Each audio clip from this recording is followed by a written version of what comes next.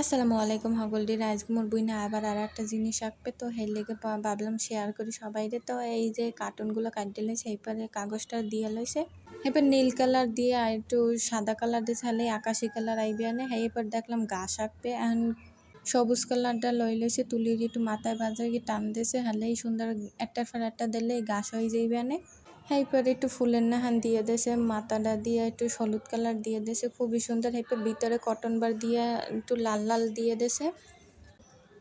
এখন সূর্যি মামা আঁকবে দৃশ্য নাহান, তো হেলিগা প্রথমে আর কি কমলা কালারটা দিয়েছে, কমলা কালারটা দিয়ে ভিতর না নাকে এরপর আবার দিয়েছে লাল কালার, তাহলে অরিজিনাল কালারটা হয় বা সুন্দর দেয়। এরপর একটু যাতে সমান হয় হেলিগা আঙ্গুলটা দিয়ে দিয়েছে, এরপর কমলা কালার দিয়ে সুন্দর করে সূর্যি মামাটা রাইখে লইছে। এই যে দেখাই কতটা সুন্দর হয়েছে, একটু এখানে সিম্পলের মধ্যে আঁকলেও ভালো দেখায়। মোদ্দারে ভাল লাগে এইটা বেশি, কিন্তু এইটার ভিডিওটা নেওয়া হয় নাই। হ্যাঁ পরে এই যে দেখায় কোনটা ভাল লাগছে অবশ্যই জানাবেন। খুবই সুন্দর, লাইক কমেন্ট শেয়ার করেন সবাই।